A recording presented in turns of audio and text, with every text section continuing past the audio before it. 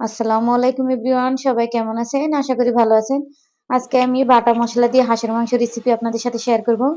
এখানে আমি গরম মসলা আধা ভাঙ্গা করে পাটায় বেটে নিচ্ছি। এইভাবে বাটা মসলা দিয়ে কিন্তু হাঁসের মাংস রেসিপি একবার বানিয়ে নিলে যে কেউ আপনার প্রশংসা করতে বাধ্য হবে। এখানে ধনিয়া কিছু আমি আধা ভাঙ্গা করে বেটে নিলাম। এখানে রসুন, আদা সবকিছু আমি পাটায় আজকে বেটে রেসিপিটা আপনাদের সাথে শেয়ার করব। শুকনা মরিচটা আমি আগে থেকে ভিজিয়ে রেখেছিলাম। এই দেখুন কতটা সুন্দর একটা কালার এসেছে। আর আগে কিন্তু নানি দাদিরা এইভাবেই কিন্তু বাটা মসলা দিয়ে সবসময় হাঁসের মাংস, মুরগির মাংস রান্না করতো। আর স্বাদটাও কিন্তু দ্বিগুণ হতো। এখানে আমি হাঁসের মাংসগুলো নিয়ে নিলাম। দিয়ে দিলাম কিছু পেঁয়াজ। আর সেই বাটা মসলাগুলো সবগুলো দিয়ে দিব। স্বাদ মতো লবণও দিয়ে দিয়েছি।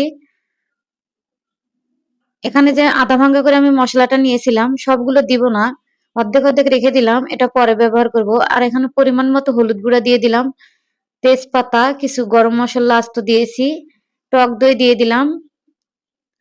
টক দই দিয়ে দিলাম, মাংসটা দ্রুত সিদ্ধ হবে আর অনেক ভালোভাবে সিদ্ধ হবে। এখন আমি তেল দিয়ে ভালোভাবে এটা মাখিয়ে নিচ্ছি হাত দিয়ে। আর এটা যতটা মাখানো যাবে ততটাই মাংসটার ভিতরে মশলাটা প্রবেশ করবে। আপনারা বাসায় একবার হলে এভাবে ট্রাই করে দেখবেন। অনেকেই কিন্তু হাঁসের মাংস খেতে পারে না। এই রেসিপিটা ফলো করলে অবশ্যই বারবার খেতে মন চাবে হাঁসের মাংস। এখন আমি সিদ্ধ পরিমাণে পানি দিয়ে রান্না করে নিচ্ছি। আর এইভাবে রান্না করলে আপনার হাঁসের মাংস খাওয়ার পরে যে কেউ আপনার প্রশংসা করতে বাধ্য হবে। আর হাঁসের মাংসটা এ পর্যায়ে কিন্তু আমি চেক করে নিয়েছি, খুব ভালোভাবে সিদ্ধ হয়ে গেছে। এখন আমি মাংসটা কিন্তু আলাদা করে উঠিয়ে নিব। আর ঝোলটাও কিন্তু অনেকটাই গাঢ় হয়ে গেছে।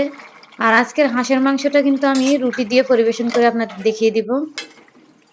এখন আমি হাঁসের মাংসটা আলাদাভাবে একটা পাত্রে উঠিয়ে নিলাম। দিয়ে দিলাম এখানে পেঁয়াজ। পেঁয়াজটা আমি ব্রেস্তা করে নিব। সামান্য হলুদ দিয়ে দিলাম, তাতে কালারটা অনেক সুন্দর আসবে পেঁয়াজের মধ্যে।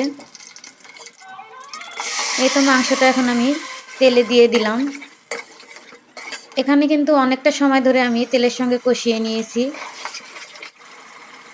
সেই আধা ভাঙ্গা মশলাটা আবারও আমি দিয়ে দিলাম, যেটা বলেছিলাম যে পরে এটা ব্যবহার করব। আর ঝোলটা তো আপনারা দেখতেই পাচ্ছেন যে কতটা ঘন হয়েছে।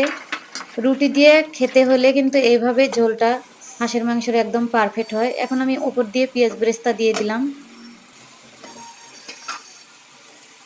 এই দেখুন কতটা সুন্দর এসেছে। আর এটা আমি কিছুক্ষণ রাখার পরে আপনাদের পরিবেশন করে দেখিয়ে দিচ্ছি।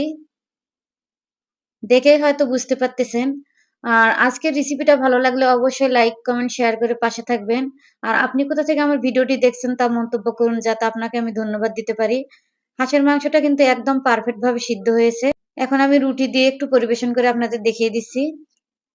সবাই ভালো থাকবেন, সুস্থ থাকবেন। আজকের মতো এ পর্যন্ত। আল্লাহ হাফেজ।